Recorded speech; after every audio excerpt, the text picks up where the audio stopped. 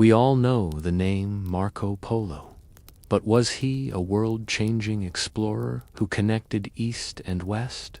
Or was he a fraud who never even left Constantinople? The truth of his journey is far stranger and more fascinating than any simple label. Imagine Venice in the year 1271. The air is thick with the scent of salt and exotic spices. The sound of water lapping against stone is the city's heartbeat.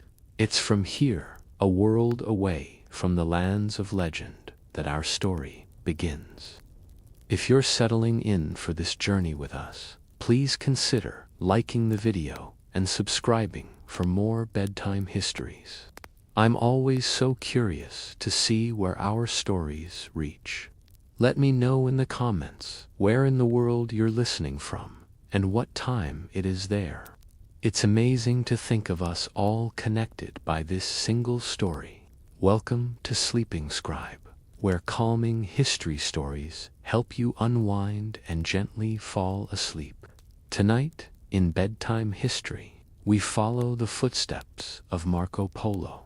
To understand the journey, we must first understand the man. And to understand the man, we must return to the city that made him. The powerful, ambitious, and utterly unique Republic of Venice.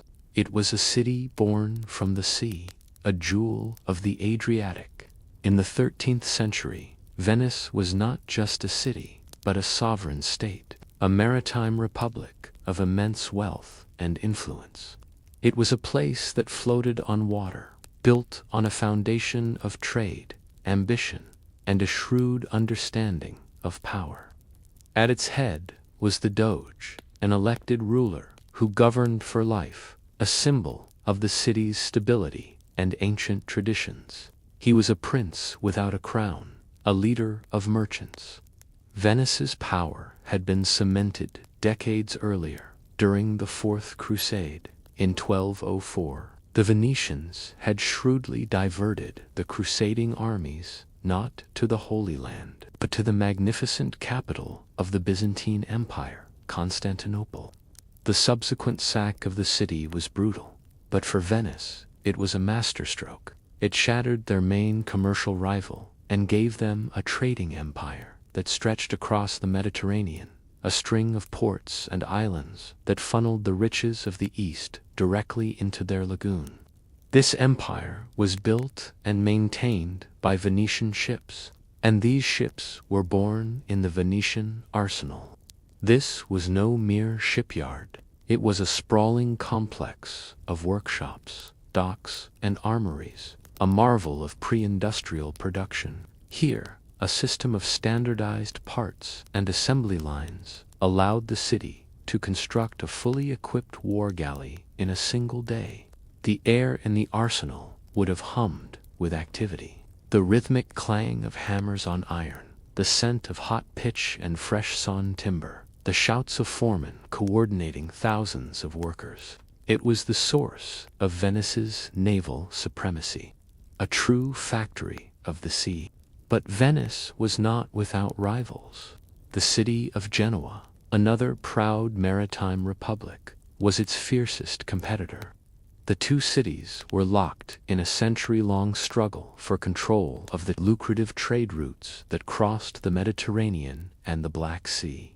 Their galleys clashed in bitter naval battles, and their merchants schemed in every foreign port, each vying for the most profitable contracts and the most advantageous trading posts.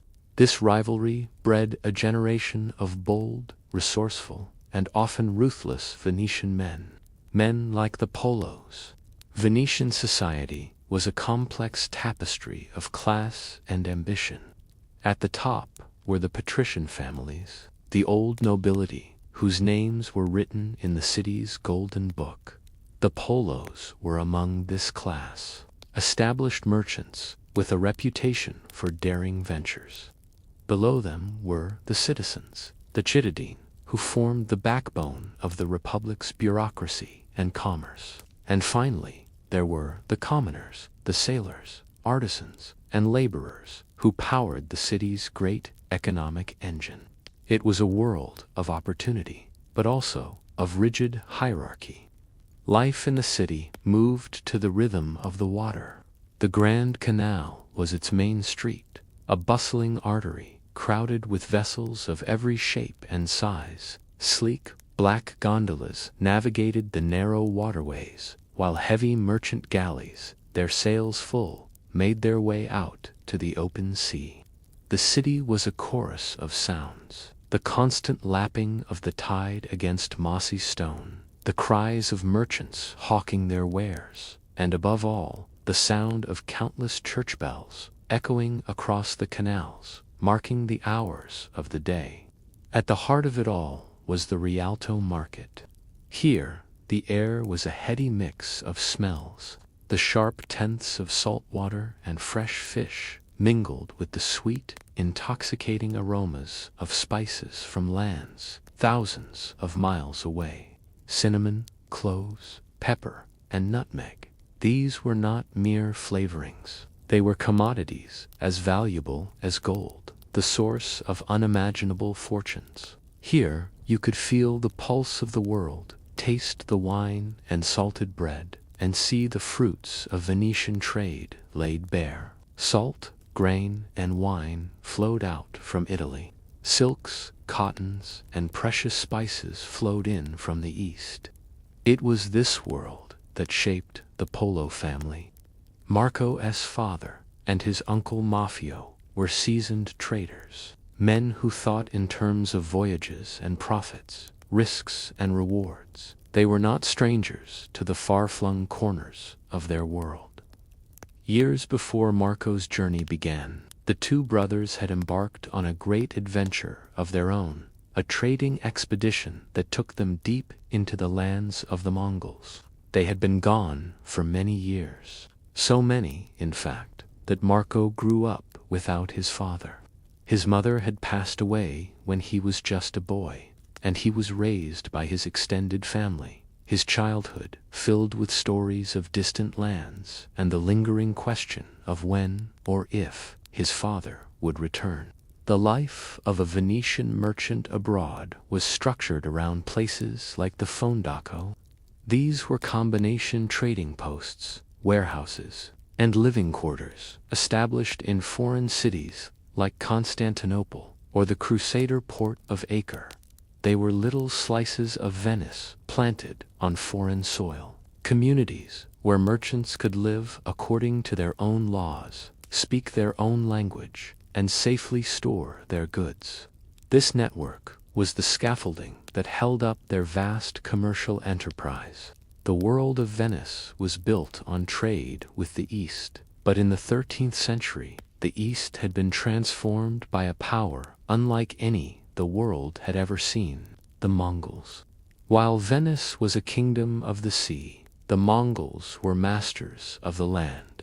Their empire was the largest contiguous land empire in history, a vast territory that stretched from the shores of the Pacific Ocean to the heart of Europe. This unprecedented dominion ushered in a period of relative stability, known to historians as the Pax Mongolica, the Mongol Peace. For the first time in centuries, a single, powerful authority controlled the ancient network of trade routes known as the Silk Road.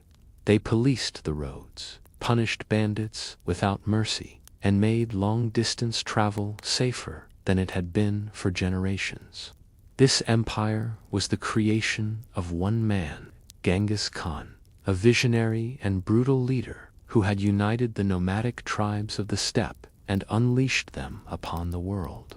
By the time of our story, he was long dead, and his immense empire had been divided among his sons and grandsons into 4 separate territories, or khanates. There was the Golden Horde, which ruled over Russia and parts of Eastern Europe, the Ilkhanate, which held sway over Persia, the Chagatai Khanate in Central Asia, and the largest and wealthiest of all, the Yuan dynasty in China, ruled by Genghis Khan's own grandson, Kublai Khan. Kublai was a remarkable ruler. He was not just a nomadic warlord, but a sophisticated administrator who embraced Chinese culture and customs. He moved the capital of the empire from the traditional Mongol heartland at Karakoram to a new, magnificent city he called Khambalik. Today, we know it as Beijing. He was a man of immense curiosity, open to new ideas, and tolerant of different faiths. Within his domain, Nestorian, Christians, Buddhists, and Muslims were all allowed to practice their religions freely, so long as they swore loyalty to him, the great Khan. This vast empire was connected by a communication system of breathtaking efficiency, the Yam. It was a network of relay stations, set up roughly every 25 to 30 miles along the major roads. Each station was staffed and stocked with hundreds of fresh horses, ready at a moment's notice. Imperial messengers, carrying the Khan's seal, could ride at a full gallop, arriving at a station, and in a flash of dust and motion, leap onto a fresh horse and continue on their way. This system allowed messages and important travelers to cross the continent with astonishing speed. It was the backbone of Mongol rule, the nervous system of the empire. To imagine this world is to imagine endless, open space. The sound of the Mongol Empire was the sound of galloping horses, thousands upon thousands of them, thundering across the vast, grassy steppe that stretched to the horizon. It was the smell of horsehide and the smoke from open fires, the feeling of the relentless wind on your face.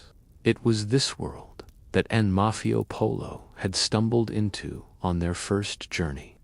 Their initial plan was a simple trading venture to the Black Sea, but a local war had broken out, blocking their path back to Venice. Unable to return west, they made a fateful choice. They pushed east, deeper and deeper into Mongol territory, until they eventually found themselves at the court of Kublai Khan himself. The great Khan was fascinated by these men from a distant land. He questioned them for hours about their customs, their kings, and their Christian faith. He saw in them an opportunity. When it was time for them to leave, he charged them with a grand mission. He asked them to return to their homeland as his ambassadors and deliver a request to the Pope. He wanted the Pope to send him 100 wise Christian men, scholars, and theologians who could debate with his own wise men and teach him about their faith. And he asked for one more thing, a small vial of oil from the lamp that burned eternally at the Holy Sepulchre in Jerusalem, the holiest site in Christendom. It was into this vast and powerful world that Polo prepared to return. This time, however, they would not be going alone. A 17-year-old boy, full of Venetian ambition and youthful curiosity, was about to join them. The journey began in the year 1271 for young Marco. Leaving Venice must have been a whirlwind of emotions. He was finally joining the father he barely knew, embarking on the kind of adventure he had likely only dreamed of. The great galley pulled away from the docks, the familiar skyline of his home shrinking behind him. He was leaving the world of water and stone for a world of dust and mountains. Their first destination was Acre, a bustling port city in what is now Israel. Acre was one of the last remaining Crusader strongholds in the Holy Land, a vibrant and chaotic crossroads of cultures. Here, European knights and merchants mingled with traders from across the Arab world. The Polos arrived here to deliver the great Khan's message to the Pope. But there was a problem. The previous Pope had died, and the cardinals had been unable to elect a successor. The papal throne was empty. In Acre, they met with an influential church official, a papal legate named Teobaldo Visconti. He was an intelligent and thoughtful man, intrigued by their story and the Khan's request. He understood the immense significance of this potential link between the Mongol Empire and Christendom. He gave the Polos letters for the Khan, explaining the situation and promising to send the wise men as soon as a new pope was chosen. He advised them to begin their journey, and so they did. Their next stop was Jerusalem. They traveled to the Holy City to fulfill the second part of the Khan's request. There, they entered the Church of the Holy Sepulchre, a place of deep reverence for all Christians. They carefully collected a small amount of oil from the lamp that burned at the sacred tomb. This holy oil, a symbol of their faith, was now in their keeping, a precious item to be carried thousands of miles to a ruler who had never seen a church. As they were preparing to leave the region, remarkable news reached them. The cardinals in Rome had finally made a decision. After years of deadlock, they had elected a new pope, and the man they had chosen was none other than Teobaldo Visconti, the very legate they had just met in Acre. He was now Pope Gregory X. It was an astonishing twist of fate. The Polos returned to Acre, where the newly elected pope, now vested with full authority, gave them his blessing and new, more powerful letters for Kublai Khan. He was still unable to spare 100 priests as requested, but he did send 2 learned friars to accompany them. However, the friars, daunted by the dangers of the road ahead, quickly lost their nerve and turned back, leaving the 3 Polos to continue on their own. From the coast, their path turned inland, leading them overland through the rugged Armenian highlands. It was a land of ancient kingdoms and towering peaks. Here, Marco saw Mount Ararat, its summit perpetually covered in snow. Local legend held that it was here, on this very mountain, that Noah's Ark had come to rest after the Great Flood. The world of the Bible was becoming a real landscape beneath their feet. They traveled on through the lands of the Seljuk Sultanate of Rum, in modern-day Turkey. They moved through a world of unfamiliar sights and sounds. The shimmering heat of the desert replaced the cool dampness of Venice. They tasted new foods, like sweet dates and simple, warm flatbread cooked over an open fire. At night, they would look up and see a sky filled with unfamiliar constellations, a brilliant canopy of stars, untouched by the lights of any city. From the tops of slender minarets, they heard the call to prayer, a sound that would follow them for much of their journey. Slowly, they moved eastward, leaving the familiar orbit of the Mediterranean world behind. They entered the domain of the Ilkhanate, the Mongol-controlled Khanate that ruled over Persia, modern-day Iran. After a long and arduous trek, they reached the port of Hormuz on the Persian Gulf. Hormuz was a vibrant hub of maritime trade, a place where the goods of Persia met the goods of India. The docks were a chaotic scene of ships being loaded and unloaded, the air filled with a dozen different languages. It was a world that, in its commercial energy, might have reminded Marco of his home.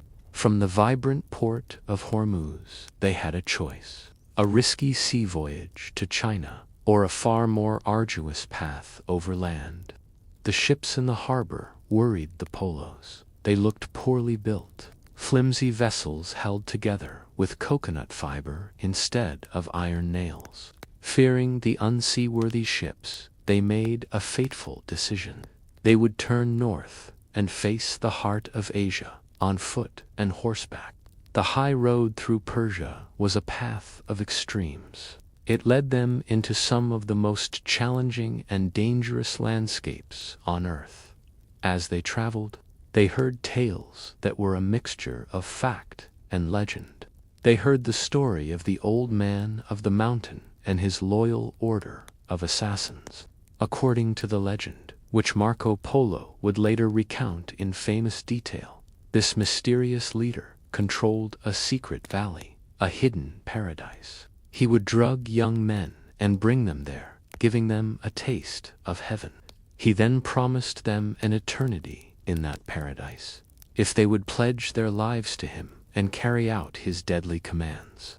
The Mongol armies had recently destroyed the assassins' fortress at Alamat, but their fearsome reputation lingered in the stories told by travelers. The region was also a center of incredible craftsmanship.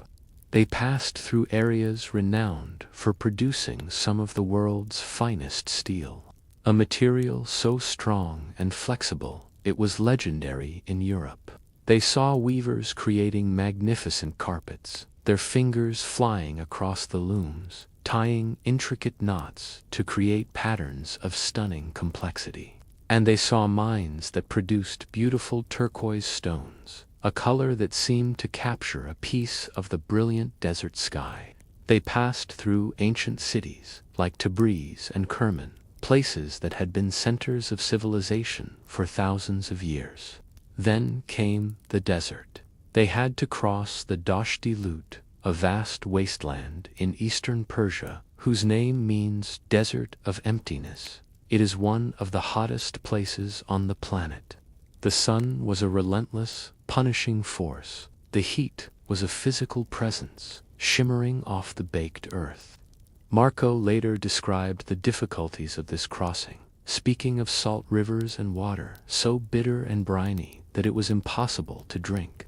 Surviving this landscape required immense resilience and careful planning. Along their way, they encountered people of different faiths. They met Zoroastrians, followers of one of the world's oldest monotheistic religions. These people, known to some as fire worshippers, had their own unique customs and beliefs, a living link to the ancient Persian Empire. For a young Venetian, it was another lesson in the immense diversity of the world. Their journey continued northeast, leading them out of the scorching desert and into the high mountains of Badakhshan, a region in modern-day Afghanistan. The landscape changed dramatically. The biting cold of the high-altitude passes replaced the intense, dry heat of the desert. Here, nestled among the towering, snow-capped peaks of the Hindu Kush, they found incredible wealth hidden within the earth. This region was the source of the world's finest lapis lazuli, a stone of the most dazzling deep blue. Marco described the mines in detail, amazed by this source of precious material. The mountains also held what were known as balas rubies, which were actually beautiful pink and red spinels, highly prized gems. It was during this leg of the journey that the immense strain of their travels finally caught up with them. The harsh conditions took their toll, and Marco fell seriously ill. We don't know what the sickness was, but it was severe enough to halt their progress completely. They were forced to take refuge in the mountains, to rest, and allow Marco to recover his strength. They would remain there for nearly a year. In this difficult time, they would have relied on the hospitality of the caravanserai. These were fortified roadside inns, found all along the Silk Road. They were vital sanctuaries for travelers, offering a safe place to rest, water their animals, and recover from the hardships of the road. Inside their high walls, merchants from a dozen different lands could gather around a fire, sharing food, stories, and information about the path ahead.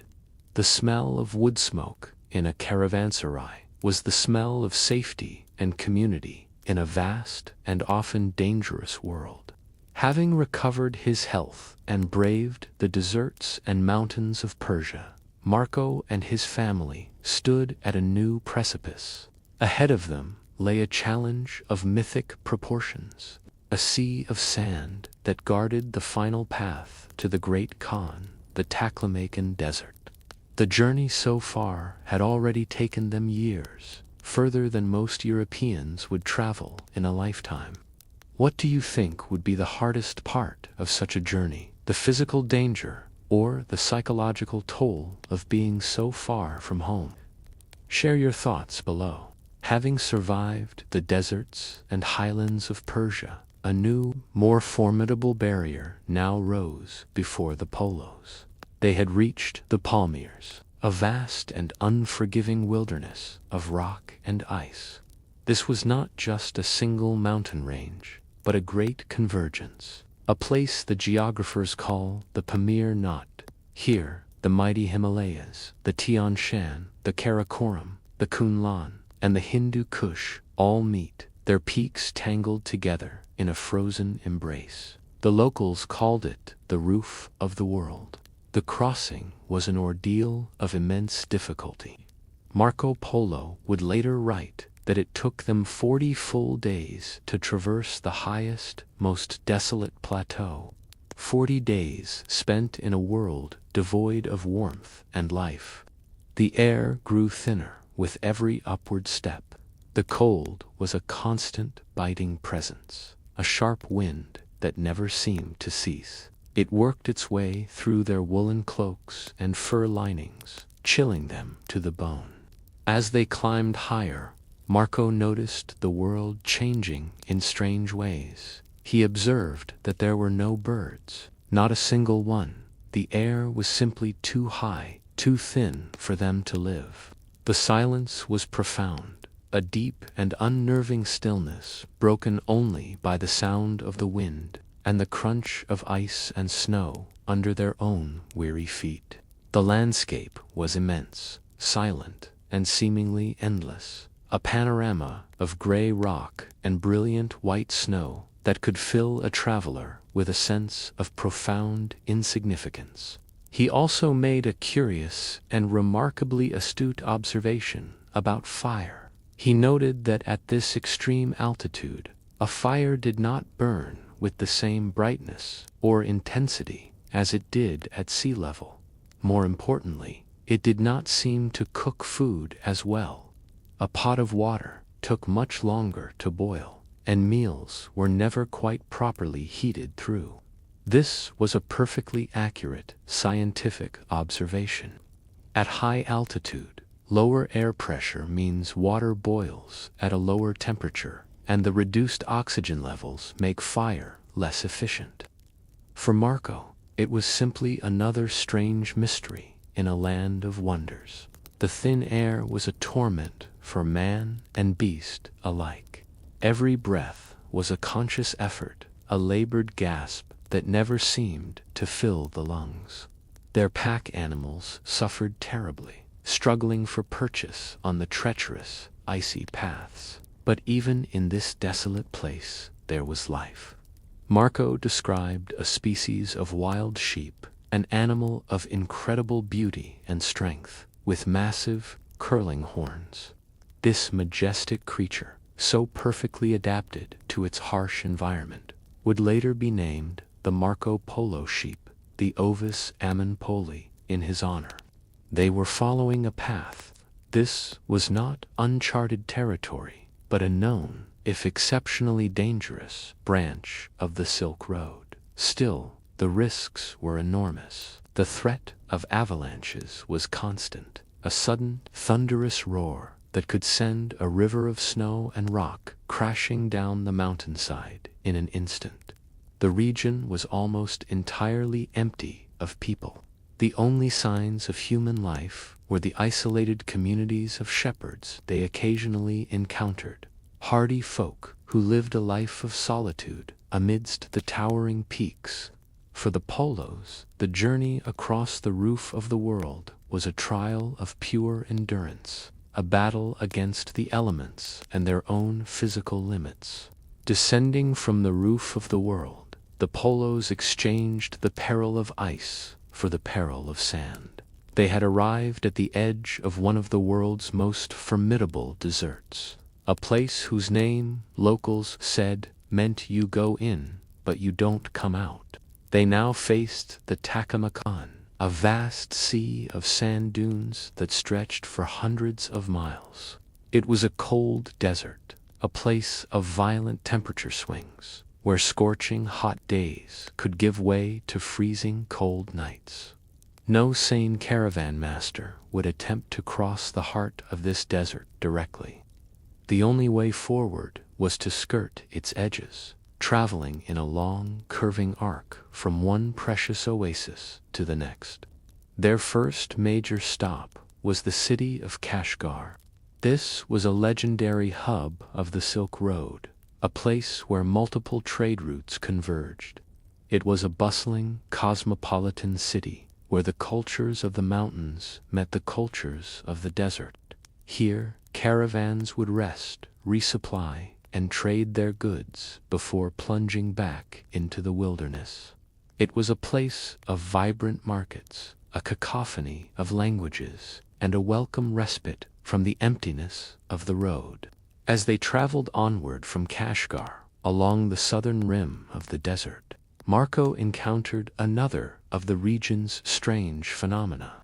He described the whispering sands, or the singing dunes. This was not a legend, but a real acoustic effect. Under certain conditions, when the wind blows across the face of the massive dunes, the sand grains vibrate, creating a deep, humming, or even booming sound that can travel for miles. It is an eerie, otherworldly noise, and it is easy to understand how it gave rise to superstition.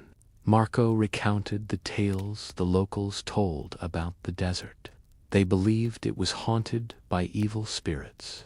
These spirits, they said, would try to lure travelers off the path to their doom. A man walking at the back of a caravan might suddenly hear his name being called from out in the empty dunes, or a group that had fallen behind might hear the phantom sounds of a caravan just ahead, leading them astray into the waterless wastes from which there was no return. These stories served as a stark warning to stay with the group, to follow the guide, to never stray from the path. Survival in this environment depended on one animal above all others, the two-humped Bactrian camel. They were perfectly adapted to this world. They could endure the extreme temperatures, carry immense loads, and, most importantly, travel for days without water. A massive camel caravan, silhouetted against the dunes at sunset, was the iconic image of the Silk Road, a testament to the resilience of life in this harsh landscape. The journey became a rhythm of endurance and relief.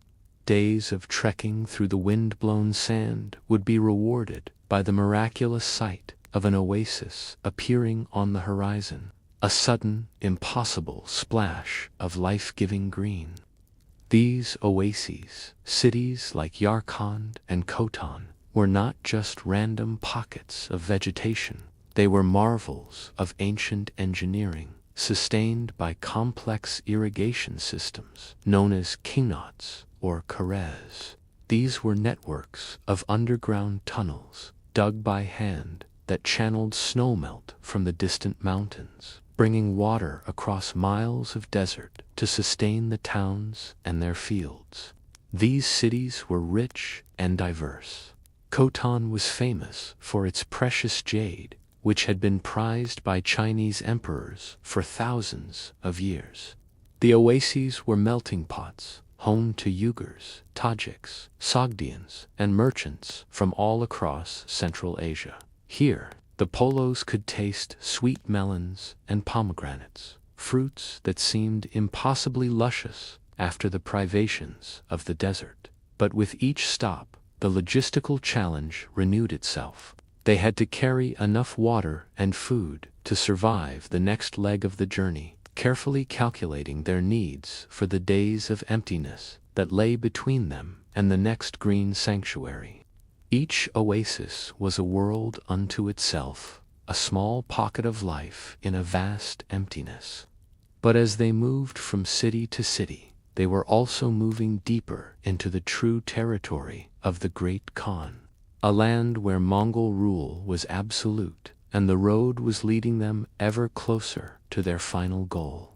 After leaving the last of the desert oases, the Polos entered a long, narrow passage of land known as the Gansu Corridor. This was the historic gateway to Cathay, the land we now call China. For centuries, this corridor had been the primary route connecting the heart of China with the trade routes of Central Asia.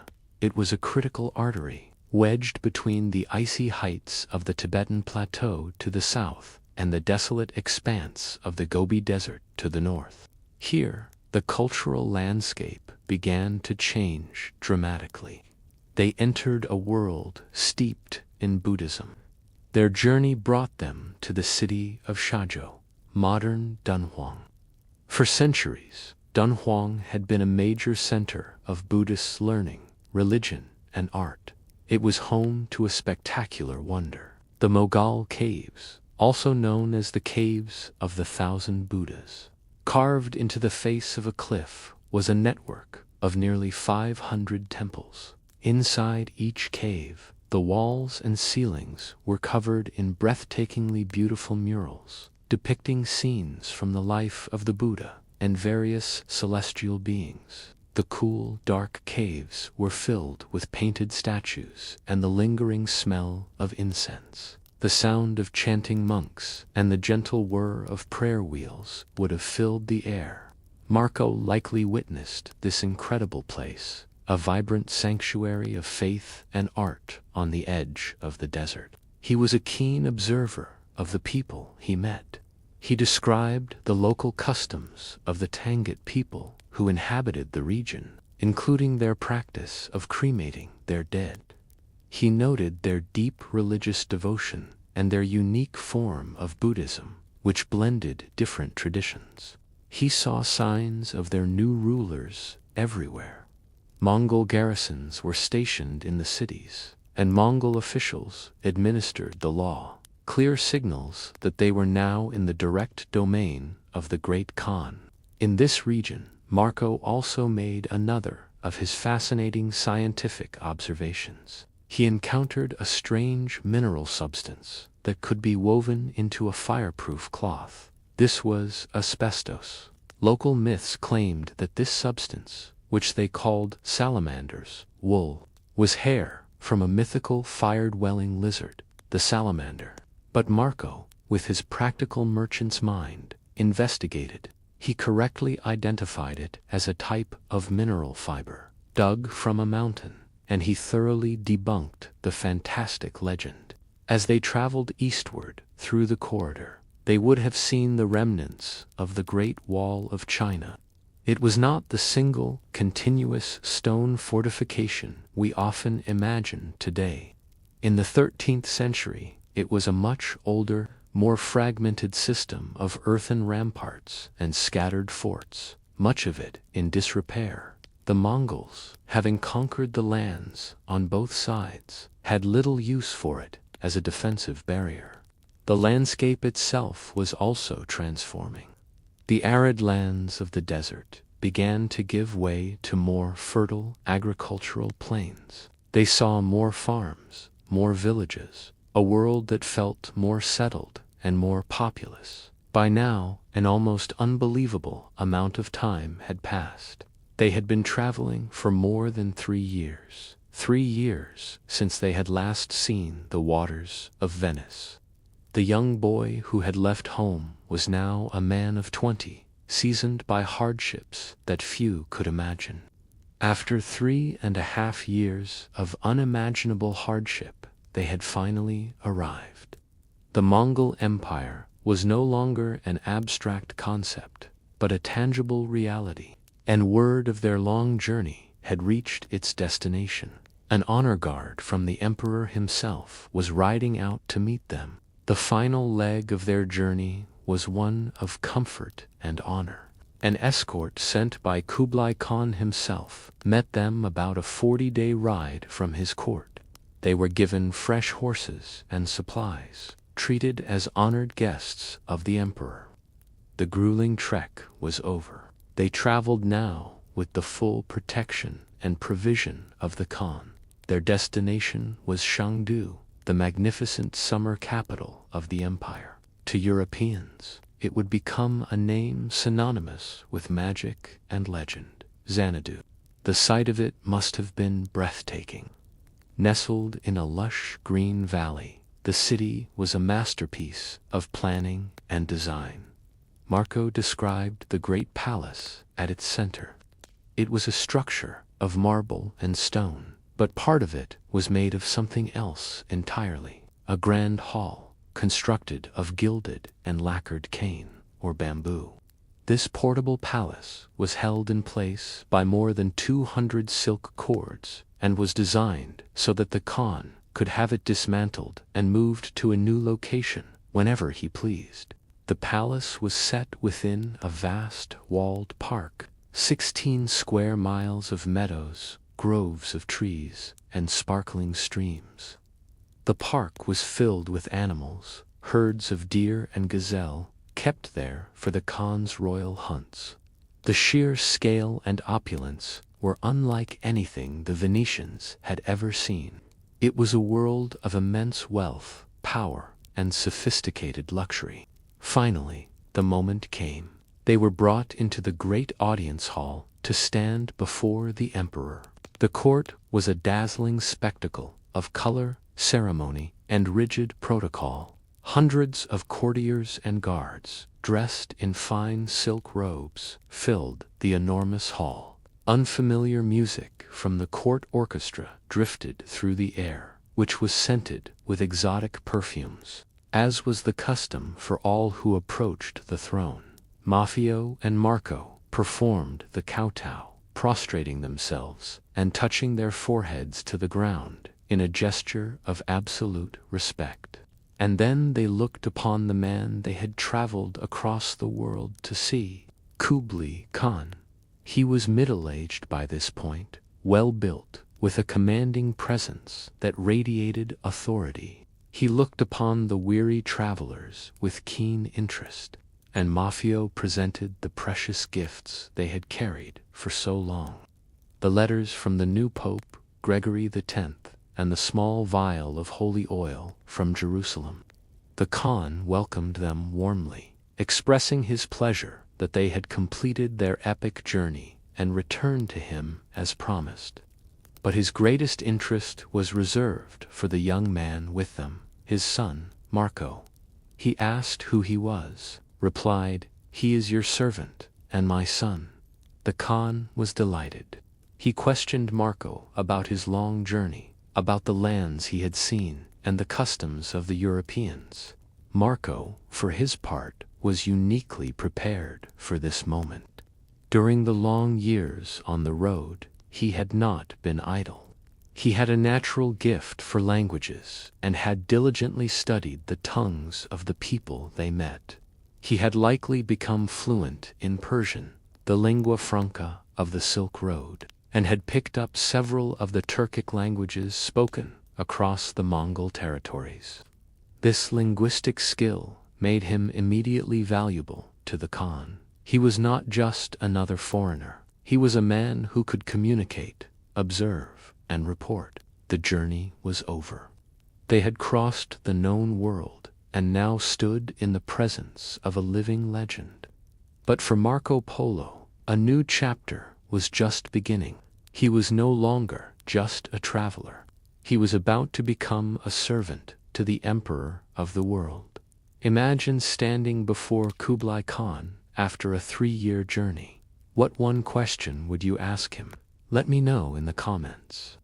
Upon their arrival at the magnificent court of Kublai Khan, the Polos were not merely guests, they were assets.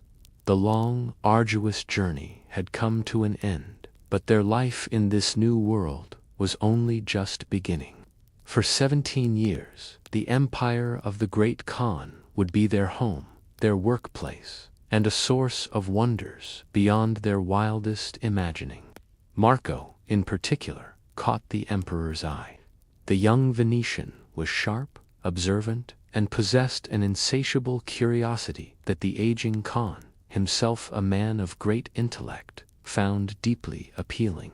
And so, Marco Polo became the emperor's eyes and ears. Kublai Khan was a conqueror, but he was also a shrewd administrator who faced a monumental task. He ruled over the vast and ancient civilization of China, a realm with its own deeply entrenched bureaucracy and traditions. As a Mongol, he was a foreign ruler, and he harbored a fundamental distrust for many of his Chinese officials.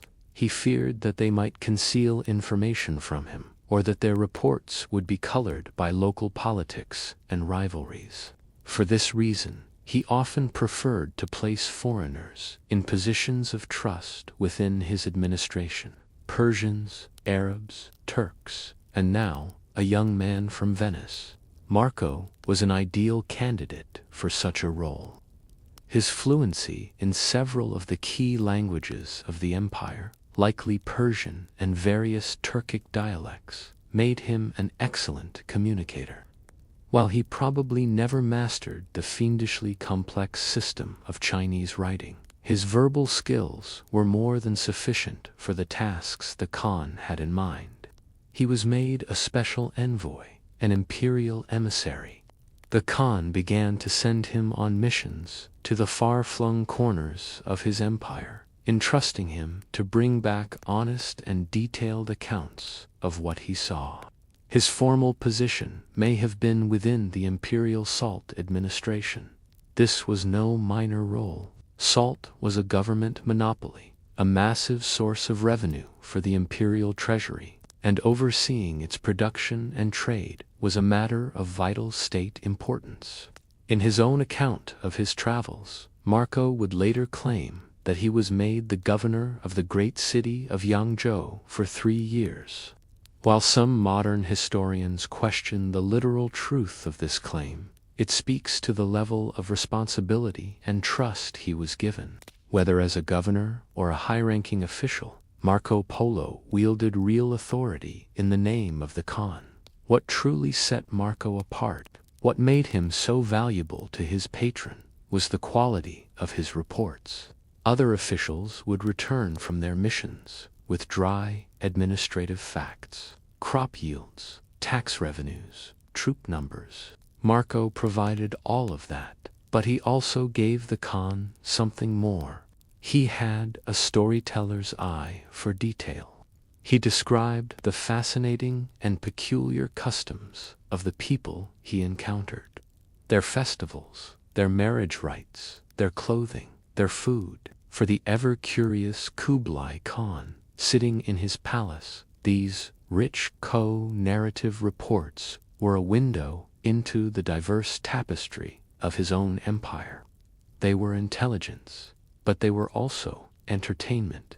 To facilitate these journeys, Marco was granted the use of the imperial post system, the yam. He carried a peza, a golden tablet of authority, engraved with the Khan's seal. This small, heavy object was a symbol of the emperor's power. Presenting it at any of the relay stations across the empire would grant him immediate access to fresh horses, food, and safe lodging. It was a passport to the entire realm, allowing him to travel with a speed and security that would have been unthinkable for an ordinary merchant. The rhythmic galloping of the post horses became the soundtrack to his life, carrying him from one province to the next.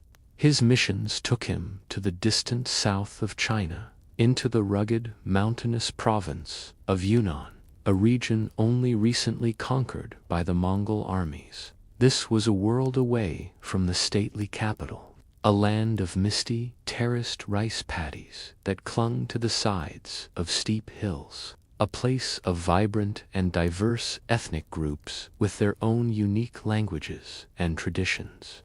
He traveled near the borders of modern-day Burma, observing the Khan's armies and their methods of warfare.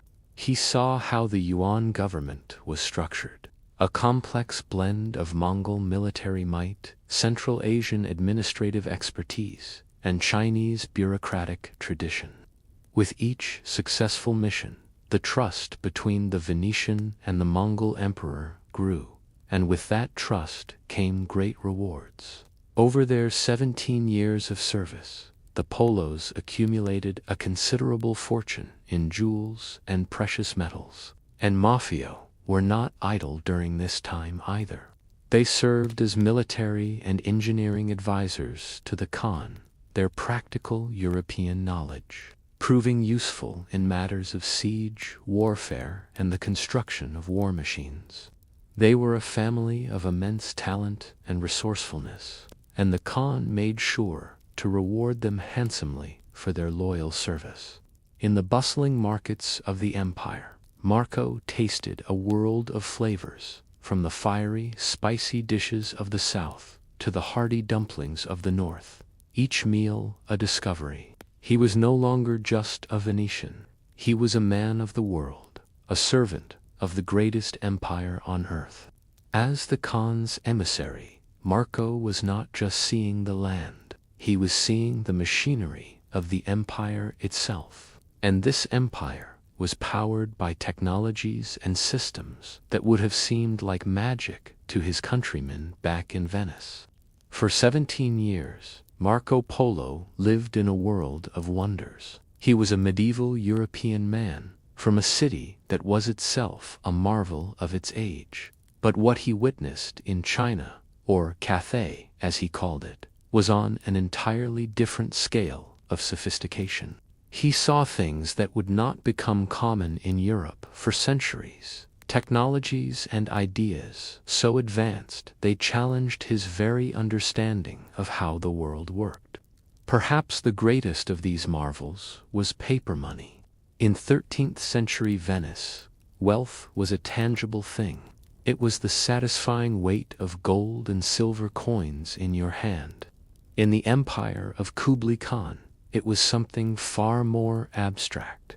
The state produced a currency made from the bark of the mulberry tree. Marco watched the process with fascination, describing it in precise detail. The bark was mashed into a pulp, formed into sheets of black paper, and then cut into various denominations. Each note was then stamped with the official vermilion seal of the emperor. The system was backed by the full authority of the state, and the penalty for counterfeiting was death. The lightweight, crisp feel of one of these banknotes was the feel of a revolutionary economic idea. It was a fiat currency, its value based entirely on the decree of the emperor, and it allowed the vast economy of the empire to function with incredible efficiency. Another wonder was the use of coal. Marco described the Chinese digging up a kind of black stone from the mountains. A stone that would burn like wood, but better. It produced an intense, radiating heat and would stay alight all night long. While small-scale use of coal was known in parts of Europe, it was not a widespread fuel source. In northern China, it was everywhere. It heated homes, powered industries, and fueled public bathhouses. It was a cheap and abundant source of energy that saved the forests from being stripped for charcoal and allowed the massive populations of the northern cities to survive the bitter winters. He saw engineering projects on a scale that dwarfed anything in the West. The Grand Canal, an ancient waterway that had been expanded and improved by Kublai Khan, was the logistical backbone of the empire. Marco saw it teeming with boat traffic, a seemingly endless procession of barges carrying grain and other goods from the fertile south to the great capital of Khanbalik in the north. The sight of thousands of boats clogging this man-made river was a testament to the empire's ability to organize and mobilize on a colossal scale. Of all the cities he saw, none impressed him more than Hangzhou, which he called Kinsai. He described it as the city of heaven, and his account suggests it was perhaps the largest and most magnificent city in the world at that time. He wrote of its 12,000 bridges, its vast markets, its beautiful lakes, and its system of paved streets. He noted the existence of huge public bathhouses, a luxury unknown in much of Europe. The city was a masterpiece of urban planning, a chaotic, yet organized, hub of commerce and culture that throbbed with a vibrant energy. He encountered technologies and crafts of breathtaking skill. He saw artisans creating porcelain, the fine ceramic ware that we still call china. The delicate, smooth surface of a porcelain bowl, its translucence and its strength, was far superior to the coarse pottery of his homeland. He also witnessed the power of printing. While he does not describe the specifics of movable type, he writes about the mass production of paper money and the printing of almanacs, calendars that were essential for an agricultural society. This ability to replicate information quickly and accurately was a cornerstone of Chinese administration. Even the public services were a source of amazement. He noted that the streets of the capital were paved and well maintained. There were organized fire brigades, a crucial service in cities built largely of wood. The empire was crisscrossed by the Yam postal system, an organization of such efficiency that Marco claimed a man could travel 250 miles in a single day, a speed that was simply unheard of in Europe. He witnessed unique cultural practices, like the art of cormorant fishing, where fishermen trained birds to dive into the water and catch fish for them, a small, elegant example of the harmony between humans and nature. And he saw the sheer, overwhelming spectacle of the Mongol court. He described Kublai Khan's birthday feast, a massive celebration where thousands of nobles and officials were invited. All the guests were required to dress in robes of gold cloth, and the great Khan himself was presented with magnificent gifts, including more than 5,000 camels and 100,000 white horses. It was a display of wealth and power on a scale designed to awe and intimidate. For 17 years, this world of wonders was their home. But Venice was a distant memory, and the Polos were growing old. Their benefactor, Kublai Khan, was also aging, and they knew that their privileged position might not survive his death. The years in the service of the great Khan had been good to the Polos. They had amassed a fortune, seen a world of marvels, and held positions of power and influence. But they were not Mongols, they were not Chinese, they were Venetians, and the memory of their city of canals, however distant, never truly faded. And Mafia were now old men. Marco himself was middle-aged. The thought of dying so far from home, of being buried in foreign soil, began to weigh heavily upon them. Their situation was also becoming precarious. Their entire fortune, their status, and perhaps even their lives, depended on the goodwill of one man, Kublai Khan. The emperor was now old and frail. His health was failing, and it was clear to everyone at court that his long and glorious reign was coming to an end. The Polos were astute enough to understand the politics of the Mongol court. They knew that when the Khan died, the political landscape could shift dramatically. A new Khan might not look so favorably upon these trusted foreigners. Courtiers who had been jealous of their influence might see an opportunity to move against them. Their position, which had seemed so secure, was in fact built on a foundation of sand. They repeatedly asked the Khan for permission to leave. They politely requested the formal leave to depart his service and begin the long journey home. But each time, Kublai refused. He had grown genuinely fond of the Polos, especially Marco. He valued their counsel, enjoyed their company, and was unwilling to part with such loyal and useful servants. He made them promises of even greater wealth and honor if they would only stay. But the Polos' desire to return home was not about money. It was about survival. Just when it seemed they might be destined to end their days in Cathay, a golden opportunity arose. A diplomatic mission arrived from the Ilkhanate of Persia. Arghun Khan, the Mongol ruler of Persia and Kublai's great-nephew, had lost his beloved wife. In her dying wish, she had asked that her place be taken only by a woman from her own Mongol clan in the east. Arghun Khan had dutifully sent ambassadors to the court of the great Khan to request a suitable bride.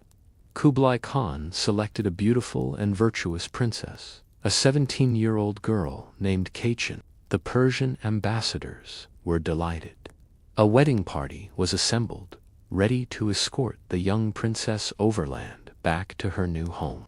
But just as they were preparing to depart, war broke out between the Mongol Khanates in Central Asia, making the overland route impossibly dangerous. The ambassadors returned to Kublai, unsure of how to proceed. It was then that Marco Polo saw his chance. Having just returned from a long sea voyage to India, he spoke to the ambassadors of the relative safety of the sea route. The Persians, who were not skilled sailors, were convinced. They went before the great Khan and made a special request.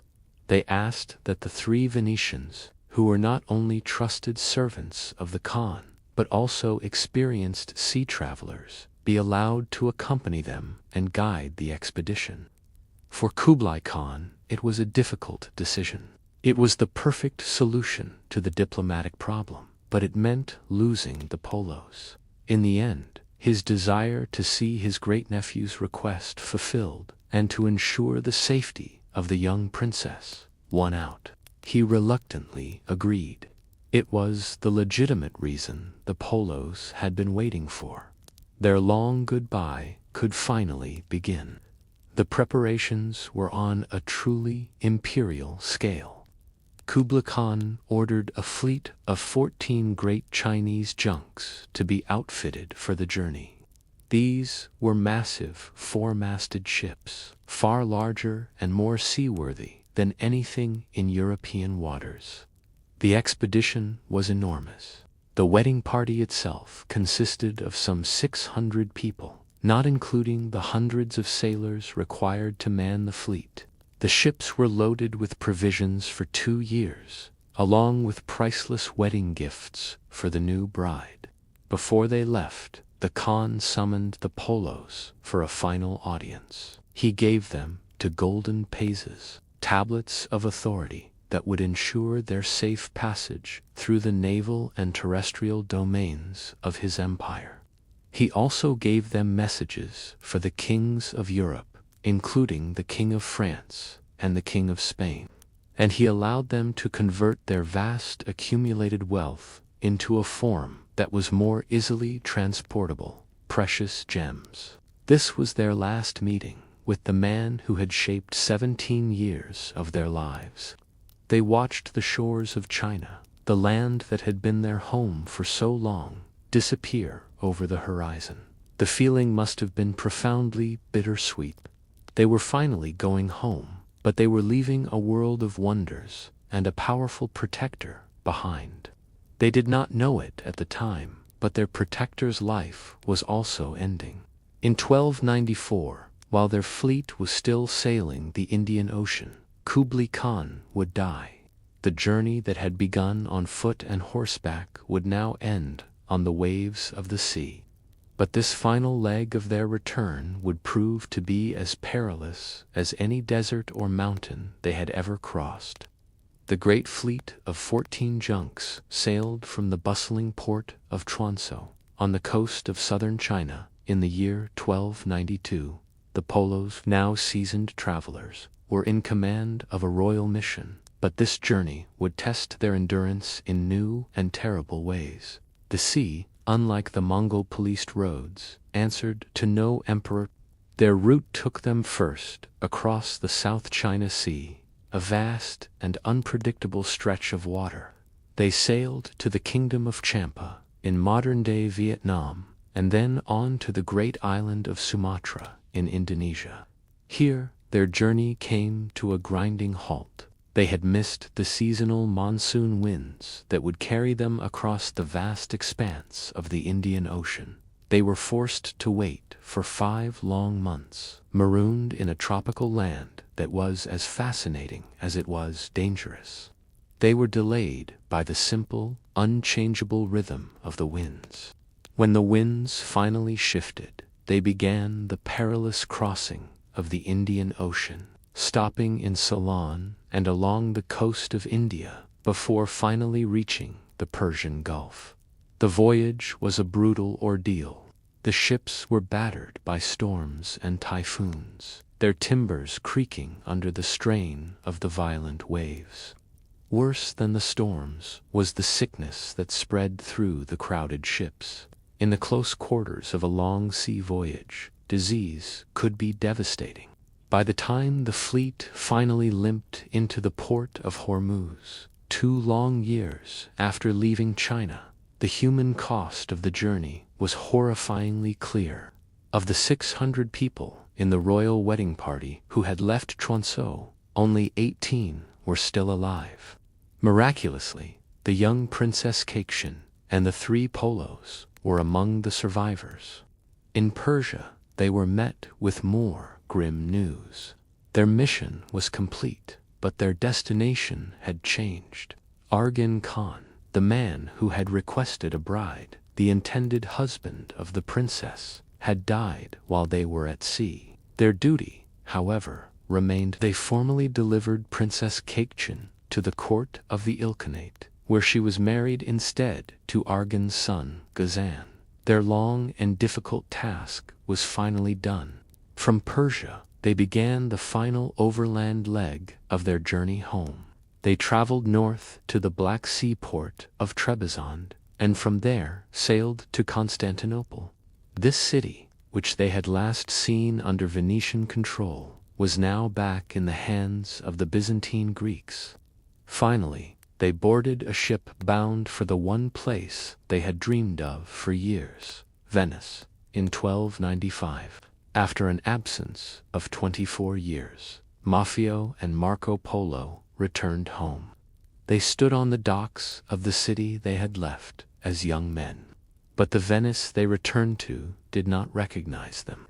They were weather-beaten and worn, dressed in tattered, outlandish Mongol clothing. They had been gone for so long that they had been presumed dead for years.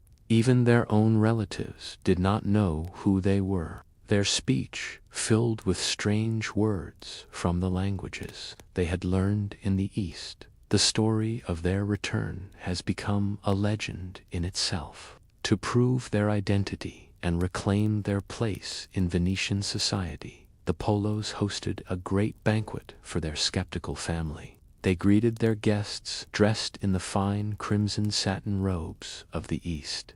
Then, during the meal, they retired and returned in robes of crimson damask. After another course, they changed again, this time into crimson velvet. Finally, they appeared in the ragged, travel-stained clothes they had worn upon their arrival. Their guests were bewildered.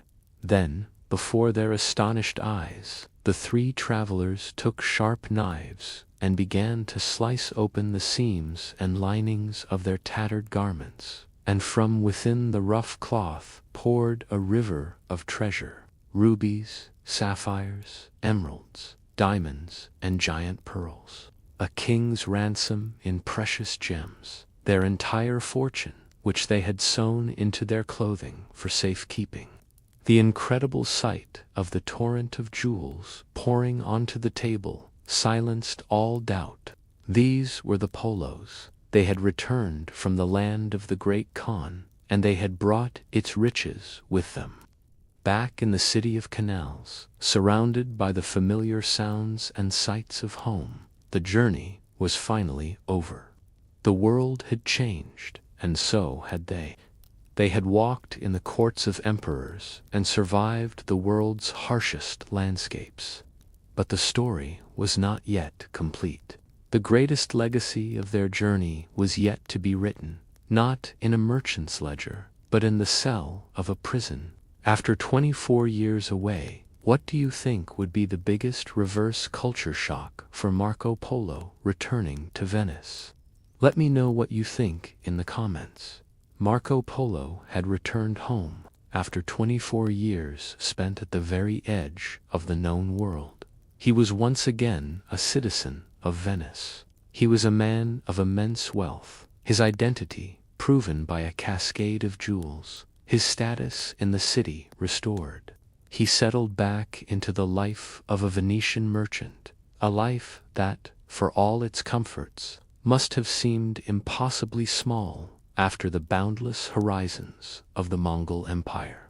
But the story of his travels existed only in his memory, a private collection of wonders shared, perhaps, with his family and close friends. The world did not yet know his name. The journey was over, but the legend had not yet begun. And for that to happen, Marco Polo would have to lose his freedom one more time. 3 years after his celebrated return, the old tensions simmering beneath the surface of the Mediterranean finally boiled over. A fierce commercial war erupted between Venice and its great maritime rival, the Republic of Genoa. This was more than a simple dispute. It was a struggle for the very soul of Mediterranean trade, a conflict between two seafaring powers who had been vying for dominance for centuries. Marco Polo, now a respected and wealthy member of the patrician class, did what was expected of him.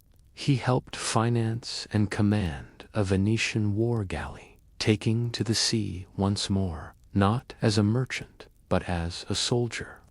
In the late summer of 1298, a great naval battle took place, likely off the coast of the island of Cursola. The Venetian fleet was defeated, and among the men captured by the Genoese was the commander, Marco Polo. He was taken to Genoa in chains, a prisoner of war. He was confined to a prison, likely within the imposing Palazzo San Giorgio, a building that served as the seat of government and a repository of the city's power. Here, in the heart of his enemy's domain, the next, and perhaps most crucial, chapter of his life would unfold. The conditions of his imprisonment were likely not severe.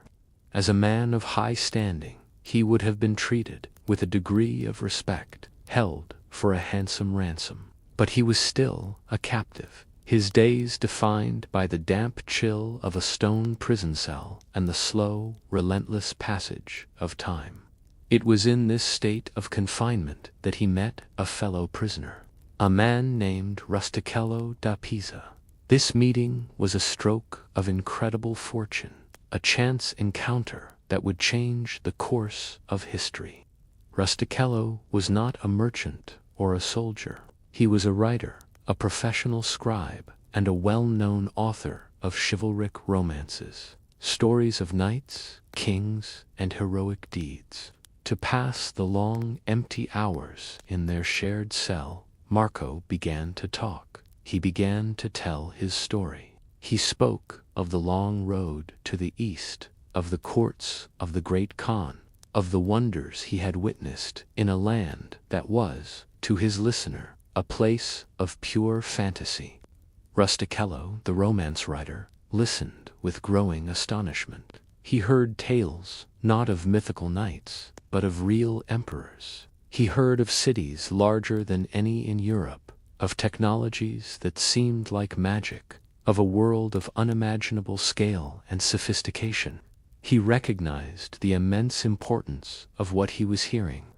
This was not just a collection of travelers' tales. This was a description of the world. And so, a collaboration began. In the flickering candlelight of their cell, with the smell of ink and old paper filling the air, one of history's most important books was born. Marco would dictate, his low, steady murmur filling the quiet room as he summoned memories from a lifetime ago. And Rustichello would write, his quill scratching rhythmically across the parchment, capturing the story. The sound of that quill was the sound of a key turning in a lock, opening a door that had been closed for centuries. The book was written in Franco-Italian, a literary language popular at the time, a hybrid tongue that could be understood across a wide swath of educated Europe. Its original title was not The Travels of Marco Polo, but something far grander and more descriptive, Divisement du Monde, or The Description of the World. This title reveals its true purpose. It was not intended to be a personal diary or a confessional memoir. Marco was not interested in recounting his own feelings or fears. He was creating a guide, a comprehensive, practical, and detailed account of the geography, the economy, the culture, and the customs of the lands of the East. It was a book for merchants, for missionaries, for kings, and for statesmen, a handbook for understanding a new world. In the summer of 1299, a peace treaty was signed between Venice and Genoa, and the prisoners were released. Marco Polo returned to Venice, where he would live out the rest of his days. He married, had 3 daughters, and managed his considerable fortune as a respected merchant. He never left Venice again. His adventuring days were over. He lived a quiet, prosperous, and largely uneventful life until his death. But the story he had told in that Genoese prison was about to embark on a journey of its own, a journey far wilder and more consequential than his own. From this unlikely setting, a book was born that would fundamentally change how Europe saw the world. But it was met with as much disbelief as it was with wonder. The book that emerged from the Genoese prison was an object of immense curiosity. In an age before the printing press, every single copy had to be made by hand. It was a slow, laborious process, usually undertaken by monks in the quiet, focused atmosphere of a monastery scriptorium. Despite this, the description of the world became an instant sensation. Merchants, nobles, and churchmen were all eager to read, or have read to them, this extraordinary account of a world beyond their imagination. But as the story spread, so did the skepticism. The things Marco described were simply too grand, too strange, too different from the lived reality of medieval Europe. He spoke of the city of Hangzhou, with its 12,000 bridges, a number so large it seemed like a poetic fantasy. He described the armies of the Great Khan, vast hosts of soldiers that dwarfed any European army. He recounted the wealth of the imperial court, a place of such opulence that it defied belief. To a European whose world was defined by small, walled cities and feudal domains, this all sounded like wild exaggeration. The look of disbelief on a reader's face was a common reaction. The book quickly earned a nickname in Italy, Il Milione, the Million. This name may have had innocent origins, perhaps derived from a family name, Emilioni, but it soon took on a new meaning. To the public, it became The Million Lies. It was a title that stuck, a reflection of the profound difficulty people had in accepting his story as truth. His nickname became a synonym for a teller of tall tales. Certain details were particularly difficult for his contemporaries to swallow. His description of paper money was met with derision, an economy that ran not on the solid, reliable value of gold and silver, but on pieces of paper backed only by the word of an emperor. It seemed like an economic fairy tale, a preposterous notion. His account of black stones that could be dug from the ground and burned for heat was equally baffling. The widespread use of coal as a fuel was unknown in most of Europe, and his stories of the imperial post system, the yam, which allowed messengers to travel hundreds of miles a day, seemed to defy the very laws of time and distance. Even on his deathbed, in the year 1324, the story goes that he was visited by concerned friends and family. Despite the widespread disbelief, the book was hugely popular. It was copied and recopied, translated into numerous languages, and became a fixture in the great libraries of Europe. Part of the challenge for readers was the book's impersonal tone. It was presented as a geographical and anthropological work, a dispassionate description of places and peoples. It was not a personal travelogue. Marco rarely, if ever, speaks of his own feelings, his fears, or his personal experiences. This lack of emotional detail, this objective and detached voice, made the incredible events he described feel distant and, to some, less believable. We must also remember his co-author. Rustichello da Pisa was a writer of romances. It is highly likely that he shaped Marco's plain-spoken account with his own literary flair. He may have added or embellished certain stories to make the book more exciting for his audience. The dramatic and sensationalized account of the Old Man of the Mountain and his order of assassins, for example, reads more like a chivalric legend than a sober historical account. These fantastical elements, woven into the factual narrative, may have further fueled the skepticism, making it easier for readers to dismiss the entire work as a piece of fiction. The weight and feel of the heavy, leather-bound book was, for many, the weight of a million lies. Was Marco Polo a keen observer or a master storyteller? In modern times, historians have applied new tools and uncovered new evidence, seeking to answer the questions that have lingered for 700 years. In the quiet of libraries and university archives, the modern examination of Marco Polo's story has unfolded. Is the description of the world a truthful account or a brilliant fabrication? The case is a fascinating one, with compelling arguments on both sides. The skeptic's case, most famously championed by the historian Frances Wood in her book Did Marco Polo Go to China? Is built on a series of puzzling omissions. First and foremost is the Great Wall. How could anyone, let alone a man who traveled as extensively as Marco Polo, fail to mention the largest man-made structure on Earth? It is a silence that rings loudly in the ears of critics. Then there are the cultural omissions. Marco never mentions chopsticks, the primary eating utensil of the Chinese people. He never once refers to the custom of foot-binding, the painful and distinctive practice that was becoming prevalent among upper-class women during the Yuan dynasty. To the skeptics, these omissions are not just oversights. They are evidence that he was never there. They suggest that he may have pieced together his story in Persia or at the Black Sea ports, using second-hand information from other traders who had traveled further east. Furthermore, his account contains errors. Some of the place names he uses are incorrect, and the distances he gives for certain journeys are inaccurate.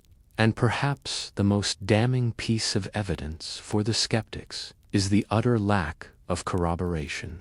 Despite the vast and meticulously kept records of the Yuan dynasty bureaucracy, the name Marco Polo, or any recognizable variation of it, has never been found.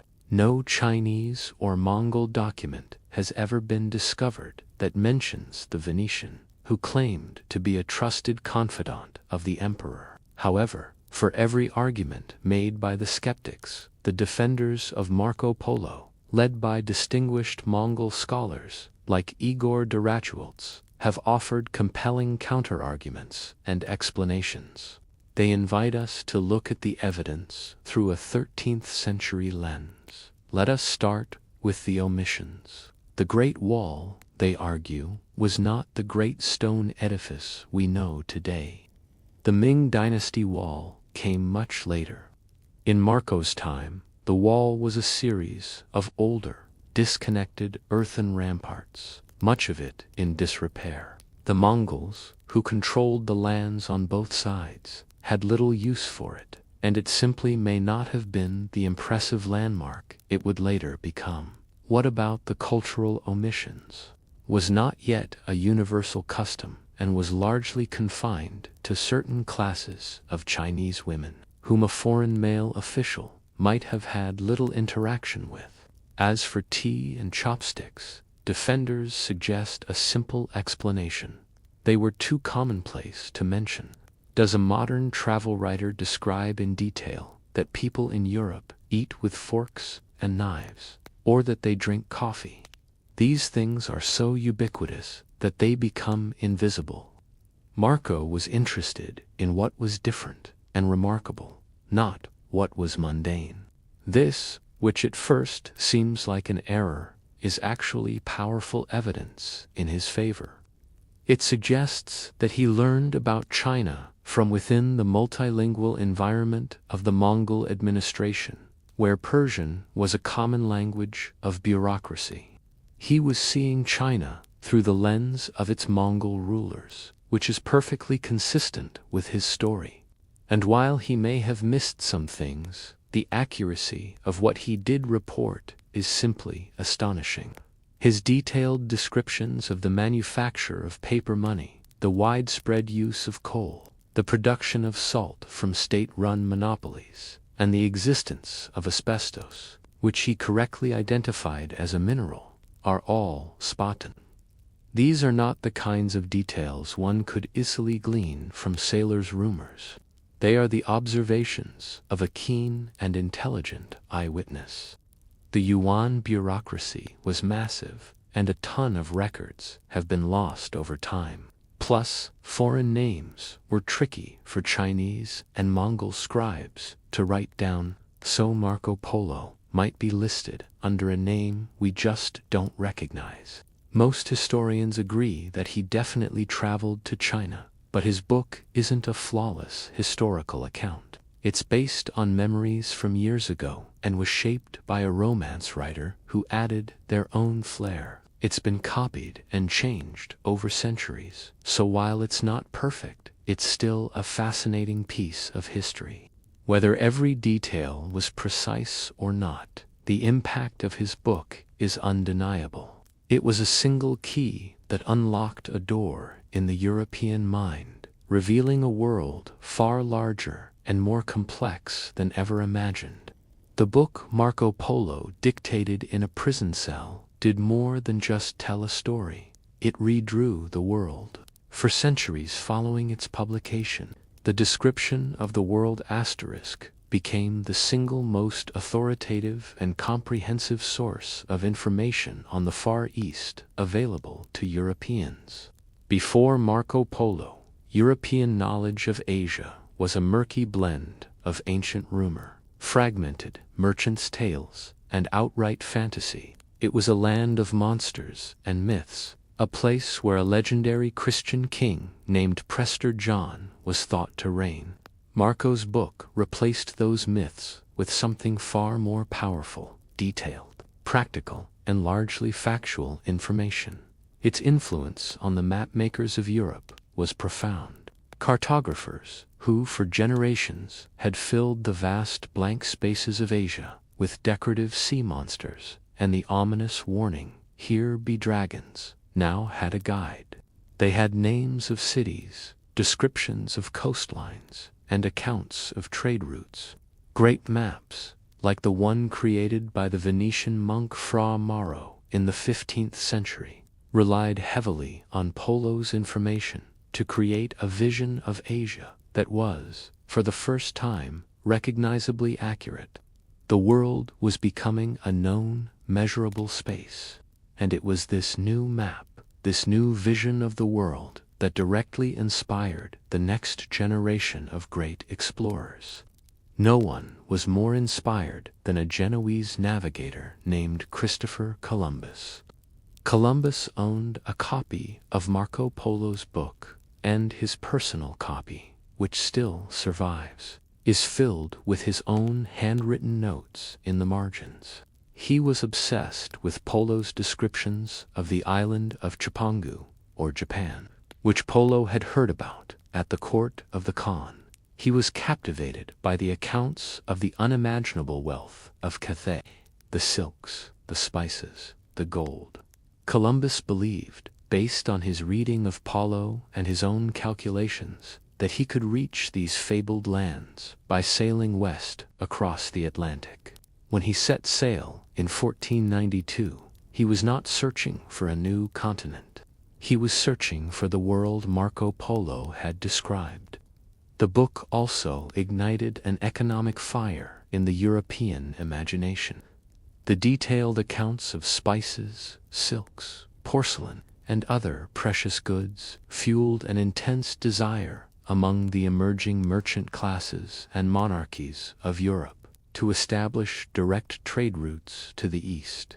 The old Silk Road was long and dangerous, and controlled by a chain of middlemen who drove prices ever higher. Polo's book was a catalogue of riches, a powerful incentive to find a new way to Asia, a sea route that would bypass the old networks and deliver that wealth directly into European ports. This desire was a primary driver of the Age of Discovery. The book really changed how Europeans saw the world. It showed that long-distance travel and peaceful cultural exchanges were possible. Instead of viewing Eastern civilizations as primitive, it highlighted how organized and advanced they were, sometimes even more than Europe. The story of the Polos, a family of merchants who traveled far and wide, was a powerful reminder of human potential. Their journey marked a peak in cultural exchange, all thanks to the stability of the Mongol peace. Once that empire started to fall apart, Polo's account became even more special and rare. Marco Polo passed away peacefully in 1324 at 70, buried in a church in Venice. In his will, he freed a Tartar servant who had been with him since his Asian adventures, a quiet nod to his incredible past. Though he was wealthy and respected, many still saw him as a local oddity, known for his so-called million lies. Little did he know, his tales, dictated in prison, would guide Columbus's ships and spark a new age of exploration. His legacy wasn't just about his own journey. It inspired countless others, opening minds and expanding the world, not just in geography, but in thought. Marco Polo's journey did not truly end upon his return to Venice. It continued in the hands of every person who read his words, in the minds of the mapmakers who redrew the world, and in the hearts of the explorers who followed his ghost toward the edge of the map. His body may have returned home, but his story traveled on and continues to travel, even now, as our story of Marco Polo reaches its gentle conclusion. Let us allow our focus to soften, to drift away from one man's journey and onto the ancient path he followed. The road he traveled was not new. It was a thread woven into the landscape of history, a path that had been trod for more than 1,000 years before he was ever born. This was the Silk Road, and its story is as old as the great empires of the world. Let your mind drift back in time, back to the Han Dynasty of China. Around the year 130 BC, an emperor, curious about the world that lay to his west, sent an envoy named Zhang Qian on a mission into the unknown. His dangerous and difficult journeys opened the first tentative links between China and the kingdoms of Central Asia. This was the beginning, the first quiet step on a long road. The Silk Road was never a single paved highway. It was not one road at all.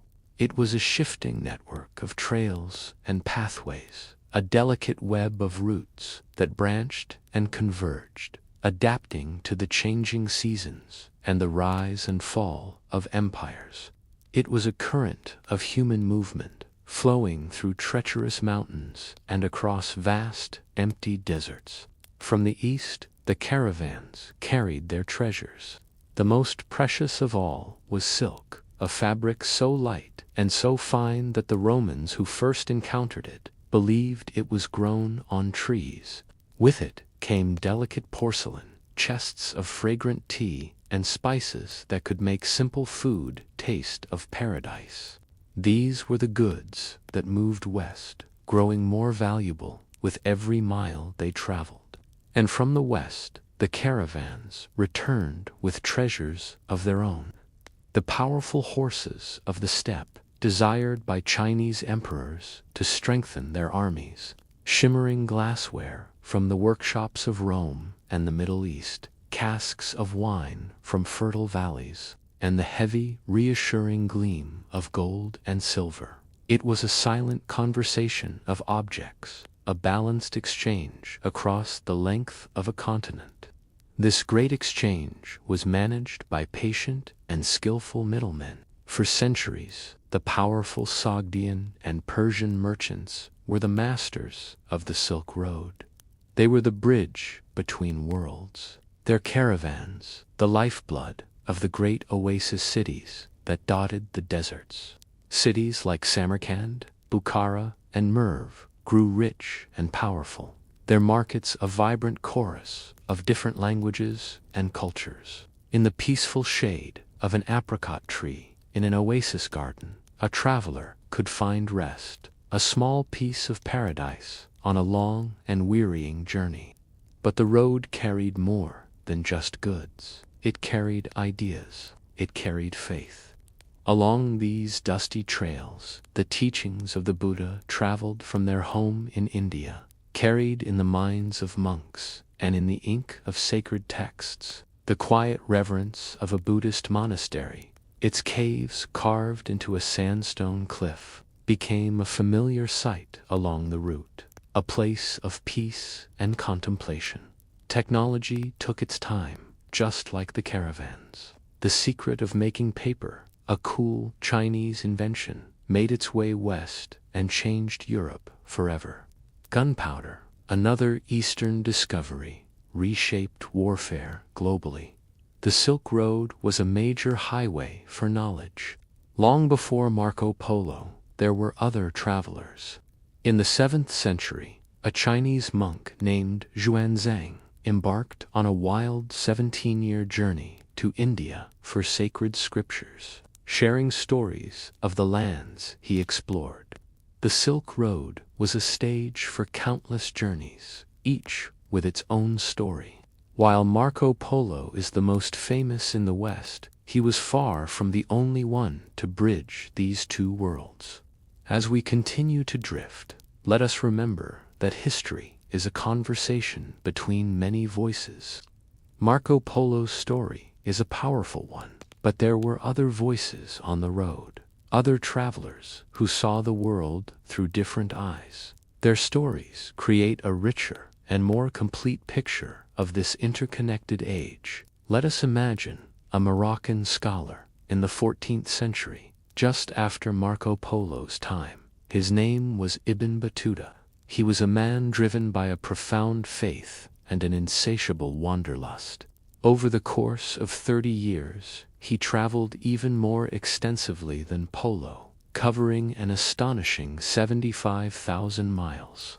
His journey took him across the entire Islamic world, from the shores of West Africa to the steppes of Central Asia, from the coasts of India to the great ports of China. His account, dictated in a quiet room at the end of his life, gives us a priceless window into the vast, interconnected world of Islam. Now, let us imagine another journey happening at the very same time as Marco Polo's, but this one moves in the opposite direction. A Nestorian Christian monk named Rabin Soma, born near the Mongol capital, set out on a pilgrimage from China to Jerusalem. When war blocked his path, his journey took an incredible turn. He became a diplomat for the Mongol Ilkhan of Persia and traveled all the way to Europe.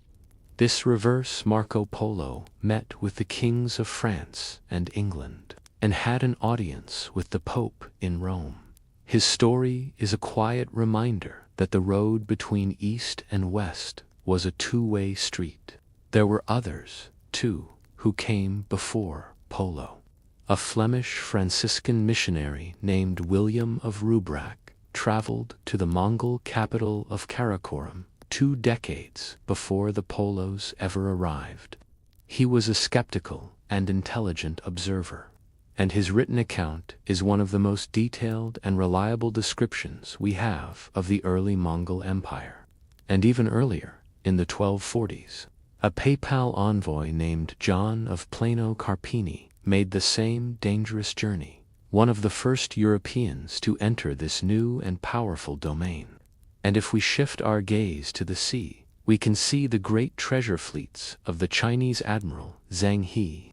In the early 15th century, he led massive expeditions throughout the Indian Ocean, his ships like floating cities, representing a sea-based extension of this ancient global interaction. The gentle rocking of his ship in the Indian Ocean was another rhythm of this great exchange. Travelers back then had all sorts of reasons for their journeys: faith, diplomacy, commerce, or just plain curiosity. Their stories sometimes back up Marco Polo's accounts and sometimes shake things up a bit. Together, they weave a rich tapestry of the medieval world, showing us that travel and communication, though tough, were way more common than we think. The world was bigger and more connected than anyone realized. These journeys were not just about people. They were about the things, ideas, and even invisible travelers that moved along with them, slowly and quietly reshaping the world.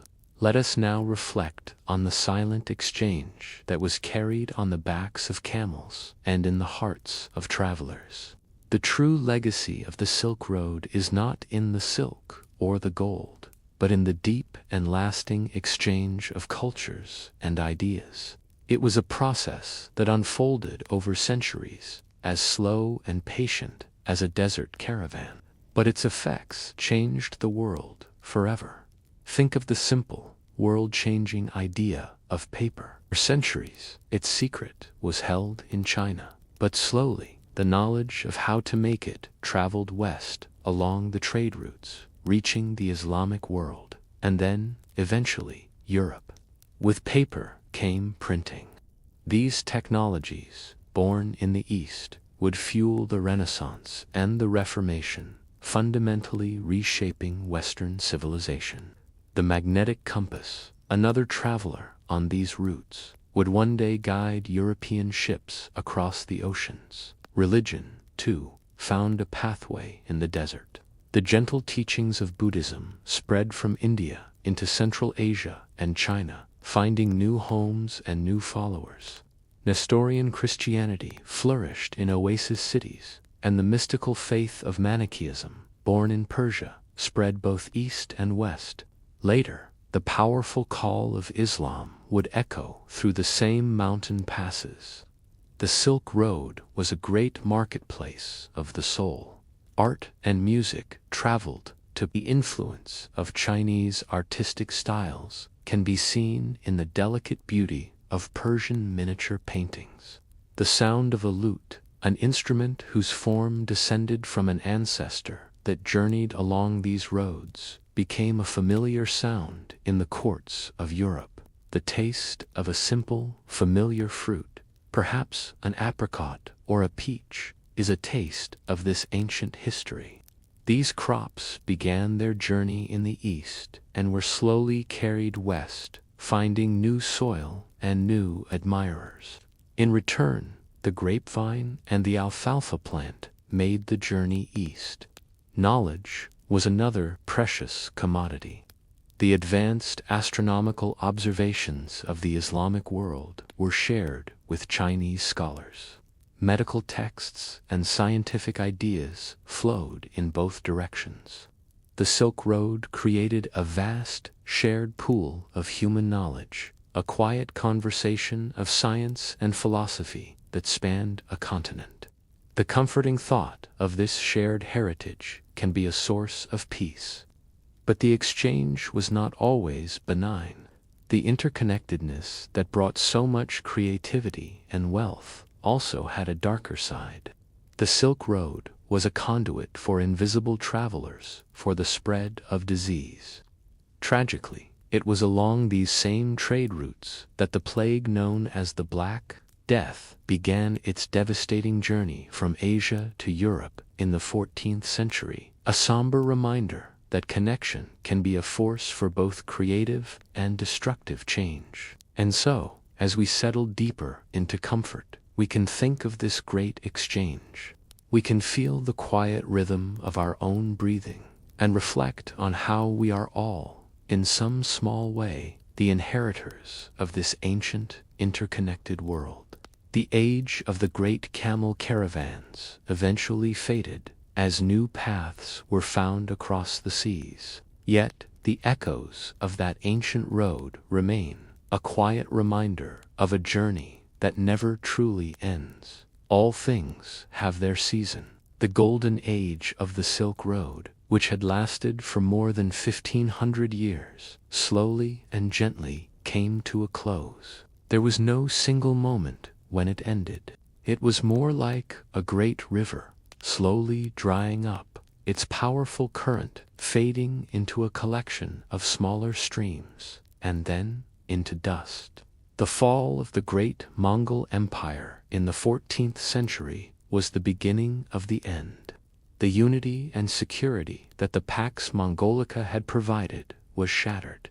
The road became fragmented again, broken into territories ruled by rival warlords, making the long overland journey far more dangerous. At the same time, the rise of the Ottoman Empire in the West created a new barrier between Europe and the East. But the greatest change came from the sea.